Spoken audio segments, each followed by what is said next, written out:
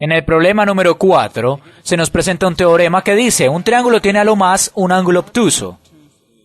Eduardo está comprobando el teorema de arriba por contradicción. Empezó asumiendo, pues la manera de probar por contradicción es como decir, bien, ¿cómo funciona esto? Comprobemos que aquello no puede suceder, o en todo caso veamos lo que hizo.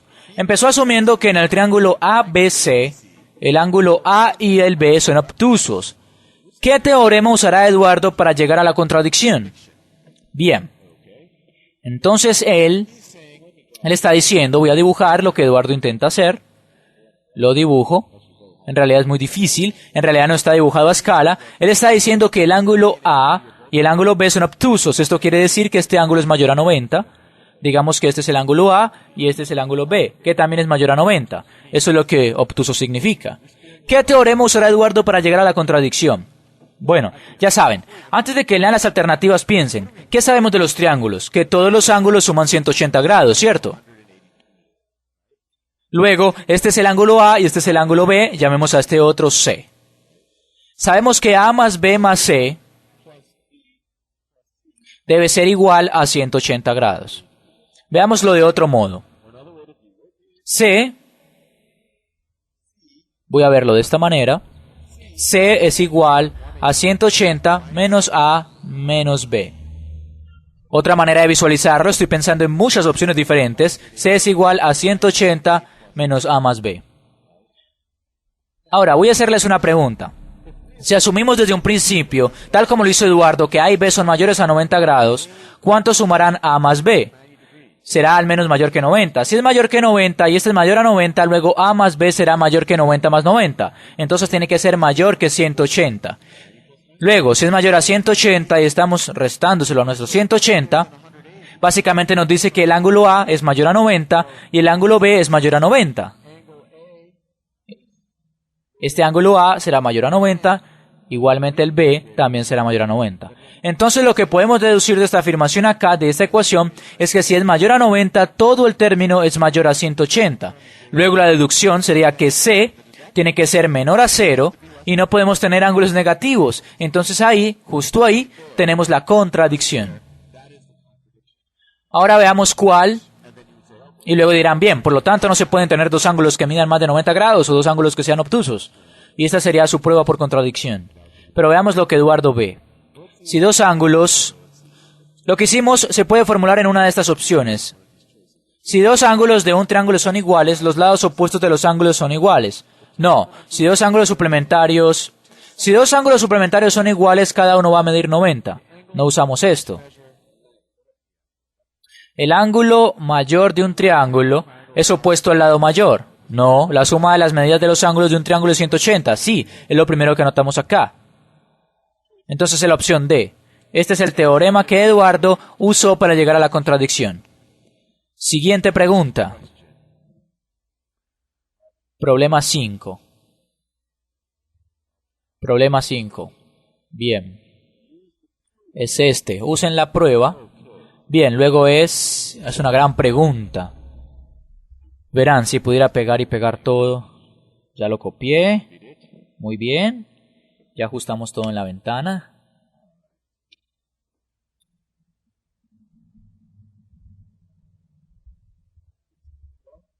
Veamos. Dice, utilice la comprobación para contestar la pregunta de abajo. Dado que el lado AB es congruente al lado BC. Podríamos decir que ya saben que ese lado es igual a ese lado. Está dado. D es el punto medio de AC. Esto significa que DC y AC tienen el mismo largo. Voy a escribirlo. Entonces, AD y AC tienen el mismo largo. O AD y DC demuestran que el triángulo ABD es congruente al triángulo C. CBD. Muy bien. Ahora saben que los triángulos congruentes son triángulos que tienen todos sus lados iguales. A no ser que hayan sido rotados o girados. Bueno, no girados. Podrían haber sido rotados de alguna manera. Si tuvieran triángulos semejantes, también podrían tener diferentes medidas laterales que tienen la misma forma, pero que pueden expandirse o contraerse de cierta manera. Si son congruentes, tienen un triángulo semejante cuyos lados miden lo mismo. Ya saben que sus lados miden lo mismo. Podrían voltearse así. Observen este. ABD es como un reflejo de DBA o de DBC. Luego, si lo observan bien, ya parece ser un triángulo congruente. Ahora veamos cómo comprobarlo. Afirmación 1. AB es congruente a BC. Nos dicen que D es el punto medio de AC y está dado. Muy bien. AD es congruente a CD. AD es congruente a CD, correcto. Eso se debe a que D es el punto medio de AC. Ya definimos el punto medio. Muy bien. BD es congruente a BD. Por supuesto, nada es congruente a sí mismo. Entonces tenemos que BD en este triángulo es igual que BD en este triángulo. Muy bien, propiedad reflexiva, palabra rebuscada para una idea simple. Finalmente dicen que el triángulo ABD es congruente al CBD. Bien, quiero decir, desde el principio ya utilizamos esta afirmación para demostrar que sus tres lados miden lo mismo, ¿cierto? Ambos triángulos tienen un lado que mide BD. Ambos triángulos tienen un lado que mide AD o DC. Ambos triángulos tienen un lado de longitud BA. Todos los otros lados miden lo mismo. Y eso es lo que sabemos después de los tres pasos. Entonces, ¿qué razón puede usarse para probar que los triángulos son congruentes? Acabamos de decir en estos tres pasos que mostramos que todos los lados son iguales. Esta LL significan lado, lado, lado. Lado, lado, lado. Y este es el ejemplo que utilizan en su clase de geometría para decir que los tres lados de ambos triángulos son congruentes. Esto quiere decir que tienen un ángulo y un lado. Es decir, que tienen un ángulo y en el lado entre los dos ángulos, en el siguiente ángulo todos son congruentes y esto establece que uno de los lados y el ángulo del otro lado son congruentes. Probablemente nos encontremos con eso en las próximas preguntas. En todo caso, esto nos muestra que los tres lados de ambos triángulos son iguales y luego podríamos decir, gracias al lado, lado, lado, creo que podemos decir que por el razonamiento lado, lado, lado, no soy muy bueno con la terminología, por el razonamiento lado, lado, lado, estos son triángulos congruentes. Y ya dije que esta es una de las maneras de razonar acerca de los triángulos congruentes y que todos los lados van a medir lo mismo. Siguiente pregunta. Muy bien.